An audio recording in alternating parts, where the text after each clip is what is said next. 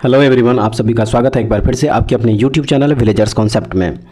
तो फ्रेंड्स, आज का जो वीडियो है वो एडिटोरिया प्रकाशन की तरफ से जो हम लोग बिहार प्राथमिक शिक्षक नई भर्ती 2023 के लिए जो टेस्ट सीरीज लगा रहे हैं, आज उसका 11वां टेस्ट सीरीज लेके आए हैं। इससे पहले हम लोग 10 टेस्ट सीरीज पूरा कर चुके हैं।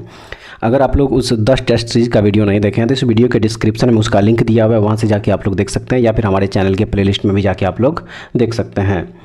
अगर इस चैनल पे नए हैं तो इस चैनल को एक बार सब्सक्राइब जरूर कर लीजिएगा, बगल में बेल आइकन होगा उसको प्रेस करना बिल्कुल मत भूलिएगा। और वीडियो अगर अच्छी लगे तो एक लाइक जरूर कीजिएगा और कमेंट्स करके जरूर बताइएगा कि आप लोगों को ये सेशन कैसा लगा, और अपने दोस्तों में इसको ज़रूर शेयर कीजिएगा। तो चलिए फिर शुरू करते हैं आज का सेशन और देखते हैं इसमें बीपीएससी प्राथमिक शिक्षक 11वां सेट जो है आज इसका देखेंगे हम लोग।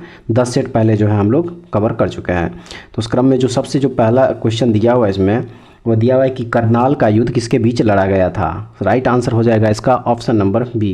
करनाल का जो युद्ध है वो लड़ा गया था नादिर शाह और मोहम्मद शाह के बीच में। नादिर शाह और मोहम्मद शाह के बीच में लड़ा गया था। बात करें अगर करनाल के युद्ध की तो यह लड़ा गया था 24 फरवरी 1739 ईस्वी को। 24 फरवरी 1739 ईस्वी को जो है यह युद्ध लड़ी गई थी, याद रखिएगा। उसके बाद हम लोग देखेंगे अब अगला क्वेश्चन नंबर 2 कि दिल्ली सल्तनत के किस शासक द्वारा दुधारू पशुओं पर चराई कर लगाया गया था। तो यह कर लगाया गया था अलाउद्दीन खिलजी के द्वारा। अलाउद्दीन खिलजी के द्वारा जो है यह कर लगाया गया था, दुधारू पशुओं पर चराई कर, याद रखिएगा। उसके बाद हम लोग देखेंगे अब अगला क्वेश्चन नंबर 3 कि आनंद मठ में किस विद्रोह का वर्णन मिलता है। इसका राइट आंसर हो जाएगा ऑप्शन नंबर डी, सन्यासी विद्रोह का। आनंद मठ जो है, आनंद मठ, उसमें सन्यासी विद्रोह का वर्णन मिलता है। बात करें अगर सन्यासी विद्रोह की तो यह 1770 के दशक में हुआ था। सन्यासी विद्रोह कब हुआ था? तो 1770 के दशक में सन्यासी विद्रोह हुआ था। अब हम लोग देखेंगे अगला क्वेश्चन 4 नंबर कि सत्यशोधक समाज की स्थापना कब हुई थी। सत्यशोधक समाज की स्थापना जो है यह कब हुई थी। तो इसका जो राइट आंसर हो जाएगा वो हो जाएगा option number C. Option number C जो है इसका 1873 ईस्वी बिल्कुल राइट आंसर हो जाएगा। बात करें अगर सत्यशोधक समाज की तो यह 1873 ईस्वी में तो इसकी स्थापना हुई थी, और ये स्थापना किया गया था ज्योतिबा फुले के द्वारा। किसके द्वारा? ज्योतिबा फुले के द्वारा जो है इसकी स्थापना की गई थी, ये भी याद रखिएगा। उसके बाद हम लोग देखेंगे अब अगला क्वेश्चन नंबर 5 कि कांग्रेस का इतिहास किसने लिखा था। कांग्रेस का इतिहास किसने लिखा था? तो यह लिखा गया था पट्टाभी सीतारमैया। पट्टाभी सीतारमैया के द्वारा। पट्टाभी सीतारमैया के द्वारा जो है कांग्रेस का इतिहास लिखा गया था, याद रखिएगा। अगला क्वेश्चन देखेंगे हम क्वेश्चन नंबर 6, प्रसिद्ध ज्यूरी एक्ट को किस वर्ष पारित किया गया। ज्यूरी एक्ट जो है उसको किस वर्ष पारित किया गया था। तो ये पारित किया गया था 1826 ईस्वी में। 1826 ईस्वी में जो है ज्यूरी एक्ट पारित किया गया था। आइए इसके बारे में कुछ तथ्य जो दिया हुआ उसको जानते हैं। 1826 ईस्वी में प्रसिद्ध ज्यूरी एक्ट को पारित किया गया था, और इसके अंतर्गत धार्मिक आधार पर न्यायालय में भेदभाव की शुरुआत हुई थी। राजा राम मोहन राय ने इसका विरोध किया था, याद रखिएगा। उसके बाद जो है हम लोग अगला क्वेश्चन देखेंगे अब क्वेश्चन नंबर 7 कि राजा रणजीत सिंह को राजा की उपाधि किसने दी थी। तो यह उपाधि उनको दी गई थी जमान शाह के द्वारा। जमान शाह के द्वारा जो है राजा रणजीत सिंह को राजा की उपाधि दी गई थी। उसके बाद हम लोग देखेंगे अब अगला क्वेश्चन 8 नंबर कि किसने कांग्रेस के प्रचार को निष्फल करने और लोगों को कांग्रेस से दूर रखने के लिए संयुक्त भारतीय राज्य भक्त सभा की स्थापना की थी। संयुक्त भारतीय राज्य भक्त सभा की स्थापना की थी। तो ये किया गया था सर सैयद अहमद खान के द्वारा। सर सैयद अहमद खां के द्वारा जो है इसकी स्थापना की गई थी 1888 ईस्वी में। कब की गई थी? 1888 ईस्वी में की गई थी संयुक्त भारतीय राजभक्त सभा की स्थापना। उसके बाद हम लोग देखेंगे अब अगला क्वेश्चन नंबर 9 है कि इनाम कमीशन की स्थापना किसके शासनकाल में किया गया। सही आंसर हो जाएगा इसका option number A, Lord Dalhousie के काल में। लॉर्ड डलहौजी के काल में जो है इनाम कमीशन की स्थापना की गई थी, और इसकी स्थापना जो है यह 1852 ईस्वी में। कब हुआ था? 1852 ईस्वी, याद रखिएगा।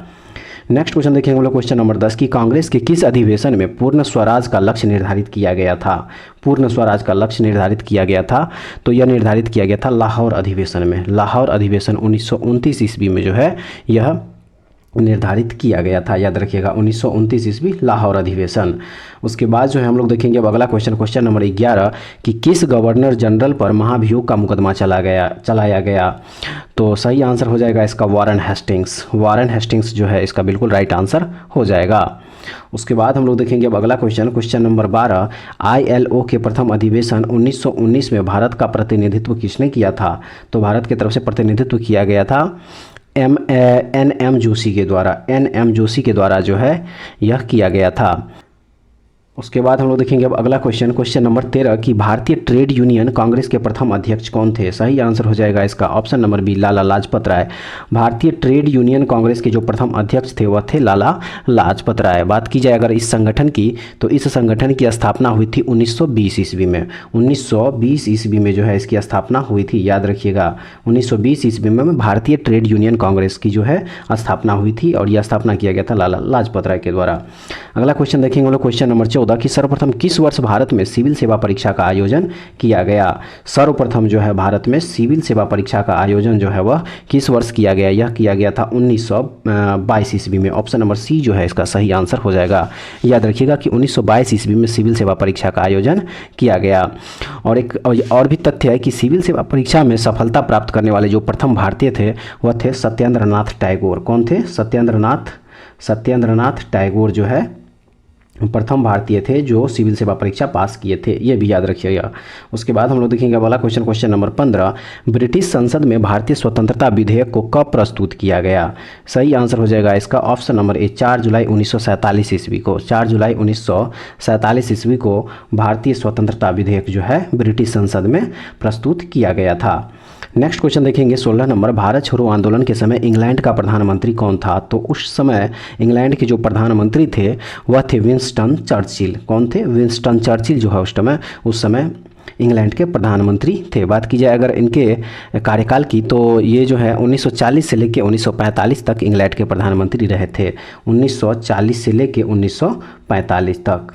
उसके बाद देखेंगे हम लोग अगला क्वेश्चन नंबर 17 क्रिप्स मिशन को निम्नलिखित में से किसने उत्तर दिनांकित चेक यानी कि पोस्ट डेटेड चेक कहकर आलोचना की। तो इसका राइट आंसर हो जाएगा ऑप्शन नंबर सी यानी कि महात्मा गांधी। क्रिप्स मिशन को उत्तर दिनांकित चेक किनके द्वारा कहा गया था। तो यह कहा गया था महात्मा गांधी के द्वारा। उसके बाद हम लोग देखेंगे अब अगला क्वेश्चन नंबर 18। क्वेश्चन नंबर 18 में है कि मुस्लिम लीग ने किस वर्ष मुक्ति दिवस मनाया था। सही आंसर हो जाएगा इसका ऑप्शन नंबर बी 1939 ईस्वी। 1939 ईस्वी में मुस्लिम लीग के द्वारा जो है मुक्ति दिवस मनाया गया था। उसके बाद नेक्स्ट क्वेश्चन है 19 नंबर अखिल भारतीय मुस्लिम लीग के किस अधिवेशन में बकरीद के अवसर पर गोवध निषिद्ध का प्रस्ताव पारित किया गया था। सही आंसर हो जाएगा इसका ऑप्शन नंबर सी 1919 अमृतसर अधिवेशन। 1919 अमृतसर अधिवेशन जो है 1919 अमृतसर अधिवेशन इसका सही आंसर हो जाएगा। अगला क्वेश्चन देखेंगे 20 नंबर निम्नलिखित घटनाक्रम को कालक्रम के अनुसार आरोही क्रम में व्यवस्थित करें। तो इसका जो राइट आंसर हो जाएगा वो हो जाएगा option number D. Option number D जो है इसका सही आंसर हो जाएगा। यानी कि सबसे पहले जो है 1 नंबर में हो जाएगा सी राजगोपालचारी योजना। यह योजना जो है 1944 ईस्वी में हुआ था। उसके बाद अगर बात की जाए ऑप्शन नंबर 2 की, तो 2 में हो जाएगा आपका वेबेल योजना और यह हुआ था कब 1945 ईस्वी में 1945 याद रखिएगा। बात की जाए अगर चौथा कैबिनेट मिशन की, कैबिनेट मिशन जो है कब आया था 1946 ईस्वी में। और बात की जाए अगर माउंटबेटन योजना की, तो यह आया था 1947 ईस्वी में, याद रखिएगा। तो इस हिसाब से ऑप्शन नंबर डी जो है इसका बिल्कुल राइट आंसर हो जाएगा। उसके बाद हम लोग देखेंगे अगला क्वेश्चन 21 नंबर की मैडम कामा ने 1907 में प्रथम तिरंगा ध्वज कहाँ फहराया था। तो इसका जो राइट आंसर हो जाएगा वो हो जाएगा ऑप्शन नंबर डी स्टुटगार्ट जो है इसका बिल्कुल सही आंसर हो जाएगा। 22 अगस्त 1907 ईस्वी को मैडम कामा द्वारा जर्मनी के स्टुटगार्ट में भारतीय झंडा तिरंगा को फहराया गया था और इस घटना को बर्लिन कमेटी फ्लैग भी कहा जाता है, याद रखिएगा आप लोग। उसके बाद हम लोग देखेंगे अब अगला क्वेश्चन नंबर 22। क्वेश्चन नंबर 22 में दिया हुआ है कि निम्न में से किस हड़प्पाकालीन स्थल से टेराकोटा का हल प्राप्त हुआ, टेराकोटा का हल प्राप्त हुआ। तो इसका जो सही आंसर हो जाएगा वो हो जाएगा option number B, Banawali. Option number B, Banawali जो है इसका बिल्कुल सही आंसर हो जाएगा। उसके बाद हम लोग देखेंगे अब नेक्स्ट क्वेश्चन कि मगध महाजनपद का उल्लेख सर्वप्रथम किस वेद में मिलता है। तो वह वेद है अथर्ववेद। अथर्ववेद जो है इसका राइट आंसर हो जाएगा। अथर्ववेद में मगध महाजनपद का उल्लेख सर्वप्रथम मिला है। इसके अलावा हम लोग देखेंगे अब अगला क्वेश्चन नंबर 24। क्वेश्चन नंबर 24 है कि निम्नलिखित महाजन पदों को उनकी स्थिति के अनुसार पूर्व से पश्चिम की ओर व्यवस्थित करें। इसका सही आंसर हो जाएगा ऑप्शन नंबर डी, अंग, फिर मगध, फिर कौशल और उसके बाद जाके जो है मत्स्य, याद रखिएगा। नेक्स्ट देखेंगे 25 नंबर की भारत में प्रथम साम्राज्य की स्थापना निम्नलिखित में से किस शासक के द्वारा की गई थी। इसका राइट आंसर हो जाएगा option number A, Chandragupta Maurya के द्वारा। चंद्रगुप्त मौर्य के द्वारा जो है प्रथम साम्राज्य की स्थापना भारत में की गई थी। उसके बाद हम लोग देखेंगे अब अगला क्वेश्चन नंबर 26, सोने के सिक्के जारी करने वाला पहला गुप्त राजा कौन था। तो वह गुप्त राजा था चंद्रगुप्त प्रथम। कौन था? चंद्रगुप्त प्रथम के द्वारा जो है सोने के सिक्के जारी करने वाले चंद्रगुप्त प्रथम जो है सोने के सिक्के जारी करने वाले प्रथम गुप्त राजा थे। अगला क्वेश्चन देखेंगे 27 नंबर, हर्षवर्धन प्रशासन के संबंध में गलत कथन का चयन करें। इसका जो सही आंसर हो जाएगा वो हो जाएगा ऑप्शन नंबर सी, सती प्रथा प्रचलित नहीं थी। सती प्रथा प्रचलित नहीं थी तो हर्षवर्धन प्रशासन के संबंध में गलत कथन जो है यही है कि सती प्रथा प्रचलित नहीं थी। उसके बाद हम लोग देखेंगे अब अगला क्वेश्चन नंबर 28 में दिया हुआ है क्वेश्चन नंबर 28 में कि सूची 1 एवं सूची 2 को सुमेलित करें। इसका जो राइट आंसर हो जाएगा वो हो जाएगा option number B. Option number B जो है इसका सही आंसर हो जाएगा। यानी कि ए में जो है क्या हो जाएगा, 4 हो जाएगा। यानी मेगास्थनीज जो है किसके समय में आए थे, चंद्रगुप्त मौर्य के समय में। बात की जाए अगर बी में तो बी का 3 हो जाएगा। बी का 3 यानी कि फाहियान जो है इनके समय में आए थे तो चंद्रगुप्त द्वितीय के समय में। और सी का 2 हो जाएगा। सी का 2 होना यानी कि हेंस वांग जो है इनके समय में आए थे तो हर्षवर्धन के समय में आए थे। और बात की जाए अगर डी की, डायनोसियस की, तो वो आए थे अशोक के समय में। ये सब के सब जो है विदेशी यात्री थे और भारतीय राजा जो थे उनके समय में ये लोग आए थे यहाँ पे। उसके बाद जो नेक्स्ट क्वेश्चन है वो है 29 नंबर की, सिकंदर के द्वारा भारत विजय का अभियान किस वर्ष किया गया था। इसका जो राइट आंसर हो जाएगा वो हो जाएगा आपका ऑप्शन नंबर बी, 326 ईस्वी पूर्व। 326 ईस्वी पूर्व में जो है सिकंदर के द्वारा भारत विजय का अभियान शुरू किया गया था। नेक्स्ट देखेंगे हम लोग 30 नंबर की, सूर्य सिद्धांत किसने लिखा है। सूर्य सिद्धांत किसने लिखा है तो यह लिखा गया है आर्यभट्ट के द्वारा। आर्यभट्ट के द्वारा जो है सूर्य सिद्धांत लिखा गया है। अगला क्वेश्चन देखेंगे 31 नंबर की, विश्व विरासत संधि पर भारत ने किस वर्ष हस्ताक्षर किया था। सही आंसर हो जाएगा इसका ऑप्शन नंबर डी, 1976 ईस्वी में। 1976 ईस्वी में जो है विश्व विरासत संधि पर भारत ने हस्ताक्षर किया था। कुछ तथ्य जो है इसके बारे में हम लोग जानते हैं कि विश्व विरासत संधि पर्यावरणीय स्थल के संरक्षण से संबंधित है, याद रखिएगा, और जिस पर भारत ने अक्टूबर 1976 में हस्ताक्षर किया था। कब किए थे? अक्टूबर 1976 में जो है भारत इस पर हस्ताक्षर किए थे। नेक्स्ट देखेंगे 32 नंबर की, भारत का पहला परमाणु रिएक्टर निम्नलिखित में से कौन सा है। सही आंसर हो जाएगा इसका ऑप्शन नंबर ए, अप्सरा। अप्सरा जो है भारत का पहला परमाणु रिएक्टर है। और यह स्थित कहाँ है तो यह स्थित है मुंबई महाराष्ट्र में। अप्सरा परमाणु रिएक्टर जो है यह मुंबई महाराष्ट्र में स्थित है। अगला क्वेश्चन देखेंगे 33 नंबर की, अंतर्राष्ट्रीय श्रम संगठन का मुख्यालय कहाँ स्थित है। इसका जो राइट आंसर हो जाएगा वो हो जाएगा option number C, Geneva. Switzerland के जेनेवा में जो है अंतर्राष्ट्रीय श्रम संगठन का मुख्यालय है। वहीं अगर बात की जाए इस संगठन की तो इसकी स्थापना जो हुई थी वो हुई थी 1919 ईस्वी में। कब हुई थी अंतर्राष्ट्रीय श्रम संगठन की स्थापना? तो यह हुई थी 1919 ईस्वी में इसकी स्थापना। वहीं अगर बात की जाए वर्तमान में इस संगठन के सदस्य की तो अभी वर्तमान इसके टोटल 187 सदस्य देश है। ठीक है। उसके बाद अब हम लोग देखेंगे अब अगला क्वेश्चन नंबर 34, उदय भूमि निम्न में से किस महापुरुष की समाधि स्थल है। इसका जो राइट आंसर हो जाएगा वो हो जाएगा option number D, KR. Narayanan. KR. Narayanan जो है इनकी समाधि स्थल है उदय भूमि। बात की जाए अगर के.आर. नारायणन की तो ये भारत के 9वें उपराष्ट्रपति तथा 10वें राष्ट्रपति थे, ये भी याद रखिएगा। साथ ही देश के प्रथम दलित राष्ट्रपति भी थे। 9वें जो है उपराष्ट्रपति और 10वें राष्ट्रपति तथा देश के प्रथम दलित राष्ट्रपति भी थे के.आर. नारायणन, याद रखिएगा इनके बारे में। अगला क्वेश्चन देखेंगे हम लोग क्वेश्चन नंबर 35 कि देश का सर्वोच्च वीरता पुरस्कार निम्नलिखित में से कौन सा है। सही आंसर हो जाएगा इसका ऑप्शन नंबर सी, परमवीर चक्र। परमवीर चक्र जो है देश का, भारत देश का सर्वोच्च वीरता पुरस्कार है। उसके बाद हम लोग देखेंगे अगला क्वेश्चन 36 नंबर कि निम्नलिखित राज्यों के समूहों में से किस एक समूह का समुद्र तट अरब सागर से सीमा साझा करती है। राइट आंसर हो जाएगा इसका ऑप्शन नंबर डी, यानी कि कर्नाटक, केरल और गुजरात इसका सही आंसर हो जाएगा। नेक्स्ट देखेंगे 37 नंबर क्वेश्चन में दिया हुआ है, 37 नंबर क्वेश्चन में दिया हुआ है कि केचुओं को किसानों का मित्र माना जाता है, इसके लिए निम्नलिखित में से सही कारणों को चुनिए। तो सही आंसर हो जाएगा इसका ऑप्शन नंबर बी, यानी कि 1, 3 और 4 जो है इसका राइट आंसर हो जाएगा। एक में दिया है कि केचुए मृत पत्तियों और पौधों को खाते हैं तथा इनके मल से ज़मीन उपजाऊ बनाती है, ये सही है। उसके बाद जो फिर 3 नंबर में दिया हुआ है कि केचुए खेत की मिट्टी को छिद्रयुक्त बनाते हैं जिससे ज़मीन हल्की हो जाती है, ये भी सही है। और 4 में दिया हुआ है कि केचुओं द्वारा बनाए गए छेदों से ज़मीन को आसानी से हवा और पानी मिल जाता है। तो इसमें से जो ऑप्शन नंबर 1, 3 और 4 दिया हुआ है ये बिल्कुल सही हो जाएगा। तो इस हिसाब से इस क्वेश्चन का जो आंसर हो जाएगा वो हो जाएगा ऑप्शन नंबर इसका बी जो है बिल्कुल राइट आंसर हो जाएगा।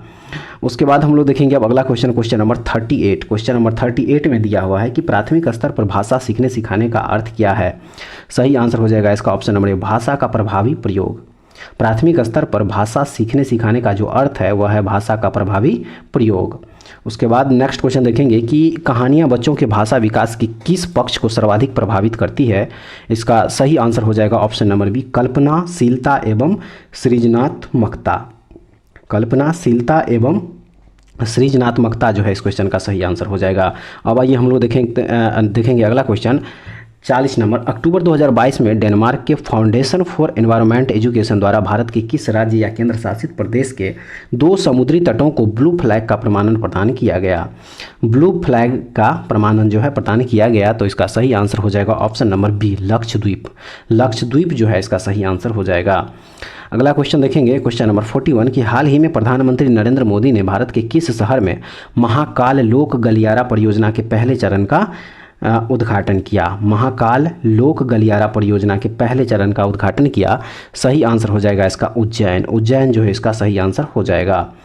नेक्स्ट देखेंगे क्वेश्चन नंबर 42। क्वेश्चन नंबर 42 में दिया हुआ है कि हर घर गंगा जल योजना के संबंध में निम्नलिखित में से कौन सा कथन सही नहीं है। हर घर गंगा जल योजना, तो इस क्वेश्चन का सही आंसर हो जाएगा ऑप्शन नंबर डी, इनमें से कोई नहीं। इनमें से कोई नहीं जो है सही आंसर हो जाएगा, यानी कि इनमें से जो सभी के सभी है बिल्कुल राइट है। उसके बाद हम लोग देखेंगे अगला क्वेश्चन 43 नंबर की ड्रोन के माध्यम से दवाइयाँ पहुँचाने के लिए भारत का पहला ड्रोन स्टेशन कहाँ स्थापित किया गया है। तो ये स्थापित किया गया है मेघालय में। कहाँ पर स्थापित किया गया है, तो मेघालय में स्थापित किया गया है। अगला क्वेश्चन है 44 नंबर। नवंबर 2022 में प्रधानमंत्री नरेंद्र मोदी ने किस शहर में स्टैचू ऑफ प्रोस्पेरिटी का अनावरण किया। स्टैचू ऑफ प्रोस्पेरिटी का अनावरण किया। सही आंसर हो जाएगा इसका option number B, Bengaluru.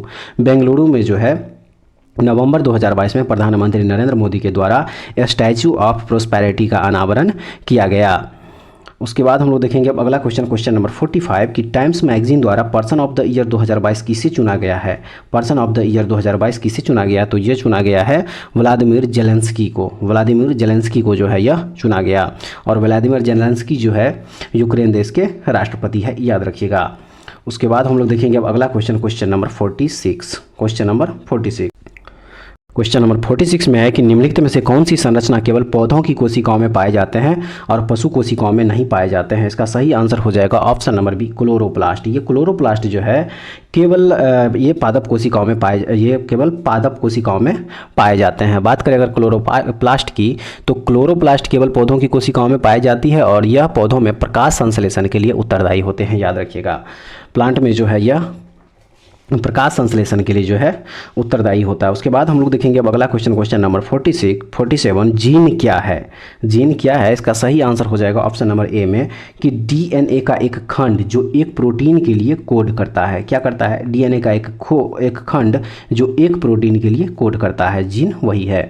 Next देखिए हम लोग क्वेश्चन नंबर 48 की किस प्रकार की कोशिका विभाजन से 2 समान संतति कोशिकाओं यानी कि डॉटर सेल्स का निर्माण होता है। राइट आंसर हो जाएगा इसका ऑप्शन नंबर बी, माइटोसिस।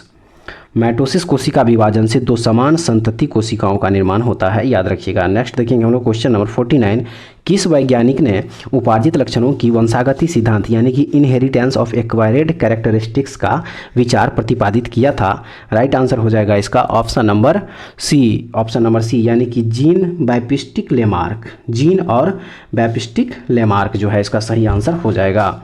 उसके बाद हम लोग देखेंगे अब अगला क्वेश्चन नंबर 50, करवाहट के लिए मानव जीव का संवेदनशील क्षेत्र कौन सा है? इसका राइट आंसर हो जाएगा ऑप्शन नंबर सी, पीछे का भाग। करवाहट के लिए जो है मानव जीव का संवेदनशील क्षेत्र जो है वह कौन सा है? वह है पीछे का भाग, याद रखिएगा। नेक्स्ट क्वेश्चन 51 नंबर है कि एक स्वस्थ वयस्क मनुष्य में रक्त का कुल मात्रा होता है कितना? सही आंसर हो जाएगा इसका ऑप्शन नंबर ए में दिया हुआ 5 से 6 लीटर। एक स्वस्थ वयस्क मनुष्य में रक्त का जो कुल मात्रा होगा वो होगा 5 से 6 लीटर। उसके बाद हम लोग देखेंगे अगला क्वेश्चन नंबर 52 कि महिला सेक्स हार्मोन कौन सा है? इसका सही आंसर हो जाएगा ऑप्शन नंबर ए में दिया हुआ एस्ट्रोजेन। ये एस्ट्रोजेन जो है महिला सेक्स हार्मोन है। उसके बाद हम लोग देखेंगे अगला क्वेश्चन 53 नंबर की टाइफाइड तथा कॉलरा विशिष्ट उदाहरण है किसके? तो ये जो उदाहरण है यह है जलजन्य रोगों के जो उदाहरण है टाइफाइड तथा कॉलरा। उसके बाद देखेंगे अगला क्वेश्चन 54 नंबर, प्रोकैरियोटिक कोशिकाओं की साइटोप्लाज्मिक झिल्ली किससे बनी होती है? तो यह बनी होती है फॉस्फोलिपिड से। किससे बनी होती है? फॉस्फोलिपिड से जो है यह बनी होती है प्रोकैरियोटिक कोशिकाओं की साइटोप्लाज्मिक झिल्ली। उसके बाद देखेंगे 55 नंबर, एसआई प्रणाली में मूल इकाई जिसे कि फंडामेंटल यूनिट कहते हैं और व्युत्पन्न इकाई यानी कि डायरेक्ट यूनिट के बीच क्या अंतर है? सही आंसर हो जाएगा इसका ऑप्शन नंबर ए दिया हुआ, मूलर इकाइयाँ माप की मूलभूत इकाइयाँ हैं जबकि व्युत्पन्न इकाइयाँ मूलर इकाइयों के संयोजन है। ऑप्शन नंबर ए जो है इस क्वेश्चन का सही आंसर हो जाएगा। नेक्स्ट देखेंगे हम लोग 56 नंबर, विद्युत चुम्बकीय तरंगों का वेग कितना होता है? इसका जो राइट आंसर हो जाएगा वो हो जाएगा ऑप्शन नंबर ए में दिया हुआ 3 × 10⁻8 ms⁻−1। उसके बाद देखेंगे अगला क्वेश्चन, निम्नलिखित में से कौन सा नियम बताता है कि एक वस्तु स्थिर अवस्था में ही रहेगा और गतिमान वस्तु एक स्थिर वेग के साथ गति में जारी रहेगी जब तक कि असंतुलित बल द्वारा कार्य नहीं किया जाता है? सही आंसर हो जाएगा इसका ऑप्शन नंबर ए, यानी कि न्यूटन का जो फर्स्ट लॉ है, न्यूटन का पहला नियम, इसका सही आंसर हो जाएगा। बात करेंगे न्यूटन्स लॉ की तो इस नियम को जड़त्व का नियम भी कहा जाता है, ये भी याद रखिएगा आप लोग।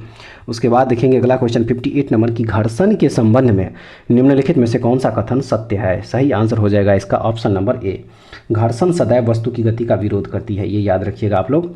उसके बाद जो है नेक्स्ट क्वेश्चन 59 नंबर की किसी बंद पात्र में गैस है तो गैस में तापमान और दबाव के बीच क्या संबंध होगा? सही आंसर हो जाएगा इसका ऑप्शन नंबर ए, जैसे जैसे तापमान बढ़ता है दबाव भी क्या होता है वैसे वैसे बढ़ता है। ऑप्शन नंबर ए है इस क्वेश्चन का सही आंसर। उसके बाद देखेंगे हम लोग 60 नंबर की दृश्य प्रकाश जिसको कि विजिबल लाइट कहा जाता है, दृश्य प्रकाश के किस रंग की तरंग दैर्घ्य सबसे कम होती है? इसका जो सही आंसर हो जाएगा वो हो जाएगा ऑप्शन नंबर डी, बैगनी। बैगनी रंगों की जो तरंग दैर्घ्य है वह सबसे कम होती है, याद रखिएगा। बैगनी रंगों की तरंग दैर्घ्य जो है वह सबसे कम होती है। अगला क्वेश्चन देखेंगे 61 नंबर की किसी वस्तु का आकार उसके द्वारा उत्पन्न ध्वनि को कैसे प्रभावित करता है? तो यह प्रभावित करता है किसी वस्तु का आकार उसके द्वारा उत्पन्न ध्वनि की आवृत्ति और आयाम को प्रभावित कर सकता है। ऑप्शन नंबर बी जो है इस क्वेश्चन का सही आंसर होगा, याद रखिएगा। उसके बाद हम लोग देखेंगे अब अगला क्वेश्चन नंबर 62, जब विद्युत ऊर्जा को ऊष्मा ऊर्जा में परिवर्तित किया जाता है तो ऊष्मा गति की यानी कि थर्मोडायनामिक्स का कौन सा नियम लागू होता है? इसका सही आंसर हो जाएगा ऑप्शन नंबर ए, ऊष्मा गतिकी का फर्स्ट लॉ यानी कि ऊष्मा गति का जो पहला नियम है वह लागू हो जाता है। अब आइए अगला क्वेश्चन देखते हैं, क्वेश्चन नंबर 63 कि आयोडीकृत लवण में रहता है क्या? तो आयोडीकृत लवण में जो रहता है वह है पोटेशियम आयोडाइड। क्या है? पोटेशियम आयोडाइड जो है इसका सही आंसर हो जाएगा। उसके बाद हम लोग देखेंगे क्वेश्चन नंबर 64, निम्नलिखित में से कौन सा कण उदासीन प्रकृति का होता है? सही आंसर हो जाएगा इसका ऑप्शन नंबर सी में दिया हुआ केवल 3, यानी कि न्यूट्रॉन। न्यूट्रॉन जो है एक उदासीन प्रकृति का होता है। न्यूट्रॉन क्या होता है? उदासीन प्रकृति का होता है। उसके बाद हम लोग देखेंगे अगला क्वेश्चन नंबर 65। क्वेश्चन नंबर 65 में दिया हुआ है कि सबसे अधिक क्रियाशील धातु कौन सी है। इसका जो सही आंसर हो जाएगा वो हो जाएगा ऑप्शन नंबर डी, पोटेशियम। दिए गए ऑप्शन में पोटेशियम जो है सबसे अधिक क्रियाशील धातु है, याद रखिएगा। अगला क्वेश्चन है 66 नंबर की इलेक्ट्रॉन का निम्नलिखित में से कौन रूप एंटी पार्टिकल होता है। एंटी पार्टिकल जो है वह होता है, इसका जो सही आंसर हो जाएगा वो हो जाएगा option number A, positron. Positron जो है इलेक्ट्रॉन का निम्नलिखित में से एंटी पार्टिकल होता है। उसके बाद हम लोग देखेंगे अगला क्वेश्चन, क्वेश्चन नंबर 67 कि रेडियो एक्टिव तत्व से बाहर निकलने वाली बीटा किरणों की प्रकृति होती है कैसी। तो इसका जो सही आंसर हो जाएगा वो हो जाएगा ऑप्शन नंबर सी, यानी कि केंद्र द्वारा उत्सर्जित आवेशित कण। केंद्र द्वारा उत्सर्जित आवेशित कण जो है रेडियो एक्टिव तत्व से बाहर निकलने वाली बीटा किरणों की प्रकृति होती है। उसके बाद देखेंगे अगला क्वेश्चन 68 नंबर, निम्नलिखित में से कौन सा कैल्शियम का अयस्क है। इनमें से कौन सा कैल्शियम का अयस्क है, इसका जो सही आंसर हो जाएगा वो हो जाएगा ऑप्शन नंबर बी, फ्लोरास्पर। फ्लोरास्पर जो है इसमें कैल्शियम का अयस्क है। नेक्स्ट देखेंगे 69 कि सिरके में कौन सा अम्ल मौजूद होता है। इसका जो सही आंसर हो जाएगा वो हो जाएगा option number C, acetic acid, यानी एसिटिक अम्ल जो है सिरका में मौजूद होता है। अगला क्वेश्चन देखेंगे 70 नंबर, वायु में किस गैस की मात्रा सबसे अधिक होती है। तो इसमें जो सही आंसर हो जाएगा वो हो जाएगा ऑप्शन नंबर सी, नाइट्रोजन। वायु में जो है नाइट्रोजन की मात्रा सबसे अधिक होती है। कितनी होती है इसमें, 78% होती है। वहीं अगर ऑक्सीजन की बात की जाए, नाइट्रोजन जो है ये होता है, बात अगर ऑक्सीजन की किया जाए तो ये हो जाता है लगभग 21%। कितना हो जाएगा, लगभग 21% हो जाएगा। कार्बन डाइऑक्साइड की अगर बात की जाए तो वो हो जाएगा 0.03%। अब आइए हम लोग अगला क्वेश्चन देखेंगे, क्वेश्चन नंबर 71, निम्नलिखित में से किस अनुच्छेद के अंतर्गत वित्त आयोग के गठन का प्रावधान किया गया है। इसका जो सही आंसर हो जाएगा वो हो जाएगा आपका option number C. Option number C, अनुच्छेद 280 के तहत जो है वित्त आयोग के गठन का प्रावधान किया गया है, याद रखिएगा। उसके बाद जो अगला क्वेश्चन है, क्वेश्चन नंबर 72, निम्नलिखित में से संथाली, डोगरी, मैथिली तथा बोडो को किस संशोधन के द्वारा 8वीं अनुसूची में शामिल किया गया था। सही आंसर हो जाएगा इसका option number B. Option number B केवल 2, यानी कि 92वां संविधान संशोधन जो हुआ था 2003 ईस्वी में, इसी के तहत संथाली, डोगरी, मैथिली तथा बोडो को जो है संशोधन के 8वीं अनुसूची में शामिल किया गया है। बात की जाए अगर वर्तमान में कि इस अनुसूची में टोटल कितने भाषा है, तो वो टोटल है 22 भाषा, याद रखिएगा। अगला क्वेश्चन देखेंगे हम लोग, क्वेश्चन नंबर 73 कि किस अनुच्छेद के तहत आपातकाल के दौरान राष्ट्रपति के आदेश द्वारा अनुच्छेद 19 में वर्णित मौलिक अधिकार का स्वतः निलंबन हो जाता है। इसका जो सही आंसर हो जाएगा वो हो जाएगा ऑप्शन नंबर बी, अनुच्छेद 358 जो है इसका राइट आंसर हो जाएगा। उसके बाद हम लोग देखेंगे अगला क्वेश्चन 74 नंबर, मौलिक अधिकार के उल्लंघन होने पर इसकी सुनवाई करने की शक्ति किसे प्राप्त है। तो यह शक्ति प्राप्त है ऑप्शन नंबर बी, उच्च न्यायालय और सर्वोच्च न्यायालय दोनों को, याद रखिएगा। उच्च न्यायालय और सर्वोच्च न्यायालय दोनों को मौलिक अधिकार के उल्लंघन होने पर इसकी सुनवाई करने की शक्ति प्राप्त है। अगला क्वेश्चन है 75 नंबर, निम्नलिखित में से किसकी नियुक्ति राज्यपाल द्वारा की जाती है लेकिन उसे हटाने का अधिकार राष्ट्रपति को है। इसका सही आंसर हो जाएगा ऑप्शन नंबर डी, राज्य लोक सेवा आयोग के अध्यक्ष। राज्य लोक सेवा आयोग के जो अध्यक्ष हैं वह राज्यपाल द्वारा जो है नियुक्त किया जा सकता है, लेकिन उसे हटाने का अधिकार केवल और केवल किसको है, तो राष्ट्रपति को है। उसके बाद हम लोग देखेंगे नेक्स्ट क्वेश्चन 76 नंबर, निम्न में से कौन लोकसभा और राज्यसभा की संयुक्त बैठक बुला सकता है। सही आंसर हो जाएगा इसका ऑप्शन नंबर बी, केवल राष्ट्रपति जो है, केवल राष्ट्रपति लोकसभा और राज्यसभा की संयुक्त बैठक जो है वह बुला सकता है, और यह अनुच्छेद 108 के तहत जो है 108 के तहत जो है दोनों को बुला सकता है। उसके बाद हम लोग देखेंगे नेक्स्ट क्वेश्चन 77 नंबर, पंचायती राज व्यवस्था को लाने का मूल उद्देश्य क्या था। तो इसका जो सही आंसर है वह है ऑप्शन नंबर ए, सत्ता का विकेंद्रीकरण। पंचायती राज व्यवस्था को लाने का जो मुख्य उद्देश्य था वह था सत्ता का विकेंद्रीकरण। उसके बाद हम लोग देखेंगे 78 नंबर क्वेश्चन की 92वें संविधान संशोधन अधिनियम 2003 के द्वारा संविधान की 8वीं अनुसूची में कौन सी भाषा नहीं जोड़ी गई थी। सही आंसर हो जाएगा इसका option number D, Nepali. Nepali जो है 92वां संविधान संशोधन जो 2003 ईस्वी में हुआ था उसके तहत नेपाली भाषा जो है 8वीं अनुसूची में नहीं जोड़ी गई थी। बाकी मैथिली, संथाली और डोगरी ये तीनों के तीनों भाषा जो है 2003 ईस्वी में 92वें संविधान संशोधन अधिनियम के तहत जो है 8वीं अनुसूची में जोड़ी गई थी। तो इस हिसाब से यहाँ पे ऑप्शन नंबर डी जो है नेपाली इसका राइट आंसर हो जाएगा। नेक्स्ट देखेंगे हम लोग 79 नंबर, निम्न में से कौन से ऐसे प्रधानमंत्री हैं जो पद ग्रहण करते समय संसद के किसी भी सदन के सदस्य नहीं थे। तो वह प्रधानमंत्री थे पीवी नरसिम्हा राव। पीवी नरसिम्हा राव जो है वो ऐसे पहले प्रधानमंत्री रहे जो पद ग्रहण करते समय ना तो लोकसभा के और ना ही राज्यसभा के सदस्य थे। उसके बाद जो है हम लोग अगला क्वेश्चन देखेंगे। अब क्वेश्चन नंबर 80, मौलिक अधिकार और राज्य के नीति निर्देशक सिद्धांत की भिन्नता के संबंध में कौन सा कथन गलत है? इसका सही आंसर हो जाएगा ऑप्शन नंबर डी, इनमें से कोई नहीं जो है इसका सही आंसर हो जाएगा। नेक्स्ट देखेंगे 81 नंबर की क्षेत्रीय ग्रामीण बैंक की स्थापना कब की गई थी? सही आंसर हो जाएगा इसका ऑप्शन नंबर बी, 2 अक्टूबर 1975 ईस्वी को जो है क्षेत्रीय ग्रामीण बैंक की स्थापना की गई थी, याद रखिएगा। और यह जो स्थापना की गई थी भंडारी समिति की सिफारिश पर। किसकी सिफारिश पर? तो भंडारी समिति की सिफारिश पर, याद रखिएगा। भंडारी समिति की सिफारिश पर जो है क्षेत्रीय ग्रामीण बैंक की स्थापना की गई थी 2 अक्टूबर 1975 ईस्वी को।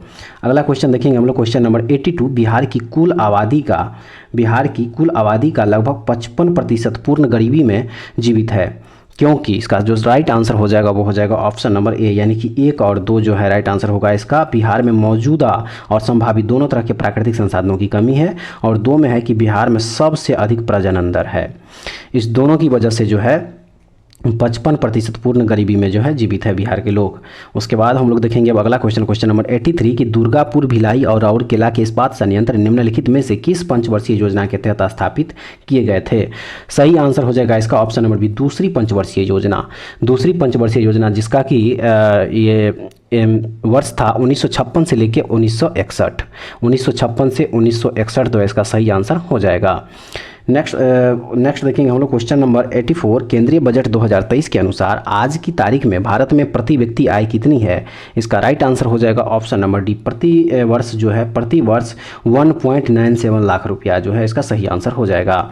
अगला क्वेश्चन है कि कौन सा केंद्रीय मंत्रालय MSE क्लस्टर विकास कार्यक्रम लागू करता है? तो यह लागू करता है ऑप्शन नंबर सी, MSME मंत्रालय जो है इसका सही आंसर हो जाएगा। नेक्स्ट देखेंगे 86 नंबर की भारत में जब एल नीनो का प्रभाव होता है तो निम्न में से कौन सी घटना होती है? सही आंसर हो जाएगा इसका ऑप्शन नंबर ए, भारत के दक्षिण पूर्व एशिया क्षेत्र में सूखे की स्थिति उत्पन्न होती है। क्या हो जाती है? भारत के दक्षिण पूर्व एशिया क्षेत्र में सूखे की स्थिति उत्पन्न हो जाती है। अगला क्वेश्चन देखेंगे 87 नंबर, निम्नलिखित राज्य और उस क्षेत्र से जुड़े जनजाति के मिलान असत्य है। सही आंसर हो जाएगा इसका ऑप्शन नंबर सी, टोड जो है टोड जनजाति केरल इसका राइट आंसर हो जाएगा। अगला क्वेश्चन 88 नंबर है, निम्नलिखित में से भारत के किस राज्य केंद्र शासित प्रदेश में जनजातीय समुदाय नहीं पाई जाती है? इसका जो सही आंसर हो जाएगा वो हो जाएगा ऑप्शन नंबर बी, हरियाणा राज्य में जो है जनजातीय समुदाय नहीं पाई जाती है। उसके बाद हम लोग देखेंगे अब अगला क्वेश्चन नंबर 89। क्वेश्चन नंबर 89 में है कि निम्नलिखित में से भारत में आने वाली सबसे पहला प्रजाति समूह कौन था? इसका जो राइट आंसर हो जाएगा वो हो जाएगा ऑप्शन नंबर ए, निग्रो जो है इसका सही आंसर हो जाएगा। भारत में आने वाली सबसे पहली प्रजाति कौन सी थी? वह थी निग्रो। नेक्स्ट देखेंगे 90 नंबर, जनगणना 2021 के अनुसार भारत में जनजातियों का सही क्रम निम्न में से कौन सा है? इसका जो सही आंसर हो जाएगा वो हो जाएगा आपका option number C, Bhil, Gond और संथाल ये जनजाति है भारत की, इसका सही आंसर हो जाएगा ऑप्शन नंबर सी। नेक्स्ट देखेंगे क्वेश्चन नंबर 91, बिहार राज्य के कुल कितने जिले पश्चिम बंगाल राज्य के साथ सीमा साझा करते हैं? सही आंसर हो जाएगा ऑप्शन नंबर ए, यानी कि 3। बिहार राज्य के जो 3 जिले हैं वह पश्चिम बंगाल राज्य के साथ जो है वह सीमा साझा करते हैं। बात करें अगर उस 3 जिला की, तो वह 3 जिला है किशनगंज, पूर्णिया एवं कटिहार। किशनगंज, पूर्णिया एवं कटिहार जो है पश्चिम बंगाल राज्य के साथ सीमा साझा करते हैं, याद रखिएगा। नेक्स्ट देखेंगे 92 नंबर, निम्नलिखित में से स्वर्णिम चतुर्भुज योजना के अंतर्गत किन 4 महानगरों को जोड़ा गया? सही आंसर हो जाएगा इसका option number A, Mumbai, Kolkata, Chennai और बेंगलोर। इस 4 शहरों को जो है 4 महानगरों को जो है स्वर्णिम चतुर्भुज योजना के अंतर्गत जो है जोड़ा गया। अगला क्वेश्चन देखेंगे 93 नंबर, वित्तीय वर्ष 2022-23 के दौरान भारत में राष्ट्रीय राजमार्ग की कुल लंबाई निम्नलिखित में से क्या है? सही आंसर हो जाएगा इसका ऑप्शन नंबर ए जो है इसका राइट आंसर हो जाएगा। उसके बाद हम लोग देखेंगे अब अगला क्वेश्चन 94 नंबर, निम्नलिखित में से किस उद्योग में सर्वाधिक संख्या में महिलाएं कार्यरत है? राइट आंसर हो जाएगा चाय उद्योग। चाय उद्योग में जो है सर्वाधिक महिलाएं जो है अभी कार्यरत है। उसके बाद देखेंगे हम लोग अगला क्वेश्चन नंबर 95, निम्न में से कौन व्यक्ति स्टील मैन ऑफ इंडिया के रूप में विख्यात थे? स्टील मैन ऑफ इंडिया के रूप में विख्यात थे, राइट आंसर हो जाएगा इसका ऑप्शन नंबर सी, जमशेद जे ईरानी जो है स्टील मैन ऑफ इंडिया के रूप में विख्यात थे, याद रखिएगा। नेक्स्ट क्वेश्चन देखेंगे 96 नंबर की भारतीय इस्पात प्राधिकरण लिमिटेड की स्थापना कब की गई थी, यानी सेल की जो स्थापना है वह कब की गई थी। इसका राइट आंसर हो जाएगा 1974 ईस्वी। 1974 ईस्वी में जो है steel authority of India limited की स्थापना की गई थी, याद रखिएगा। नेक्स्ट देखेंगे हम लोग क्वेश्चन नंबर 97 नंबर क्वेश्चन में दिया हुआ है कि भारत का औसत समुद्र तल का मापन निम्नलिखित में से किस स्थान से किया जाता है। इसका जो राइट आंसर हो जाएगा वो हो जाएगा ऑप्शन नंबर डी, यानी कि चेन्नई से। चेन्नई से जो है भारत का औसत समुद्र तल का मापन किया जाता है, याद रखिएगा। नेक्स्ट देखेंगे क्वेश्चन नंबर 98 कि भारत निम्नलिखित में से कितने देशों के साथ अपना स्थलीय सीमा साझा करते हैं। राइट आंसर हो जाएगा इसका ऑप्शन नंबर बी, यानी कि 7 देशों के साथ जो है 7 देशों के साथ भारत जो है अपना स्थलीय सीमा साझा करते हैं, याद रखिएगा। उसके बाद जो है हम लोग देखेंगे अब अगला क्वेश्चन 99 नंबर की कृषि मंत्रालय के द्वारा भारत के कृषि जलवायु प्रदेशों को कितने प्रदेशों में विभाजित किया गया है। इसका जो राइट आंसर हो जाएगा वो हो जाएगा ऑप्शन नंबर बी, 15 प्रदेशों में जो है विभाजित किया गया है। अब आइए हम लोग देखेंगे इस टेस्ट सीरीज का लास्ट क्वेश्चन दिया हुआ है कि निम्नलिखित में से थोरियम उत्पादन में भारत का सबसे अग्रणी क्षेत्र कौन सा है। राइट आंसर हो जाएगा इसका option number C, Kerala. Kerala जो है इसका बिल्कुल राइट आंसर हो जाएगा। तो फ्रेंड्स ये था टेस्ट सीरीज 11 का लास्ट क्वेश्चन और उम्मीद है कि आप लोगों को ये सारे के सारे क्वेश्चन जो है काफ़ी अच्छे लेवल का क्वेश्चन लगा होगा। एक बार कमेंट्स करके जरूर बताइएगा कि आप लोगों का इसमें से टोटल जो है कितना क्वेश्चन सही हुआ। अगर आप लोगों को इसका PDF चाहिए हमारे टेलीग्राम चैनल विलेजर्स कॉन्सेप्ट को ज्वाइन कीजिए और वहाँ से आप लोग इसका PDF फ्री में डाउनलोड करके देख सकते हैं। तो ऐसे ही वीडियो पाने के लिए हमारे चैनल के साथ जुड़े रहिए और अगर आप लोग नए हैं तो इस चैनल को एक बार सब्सक्राइब जरूर कर लीजिएगा। बगल में बेल आइकन होगा उसको प्रेस करना बिल्कुल मत भूलिएगा। तो चलिए नेक्स्ट वीडियो में दोबारा फिर से मिलेंगे, तब तक के लिए जय हिंद।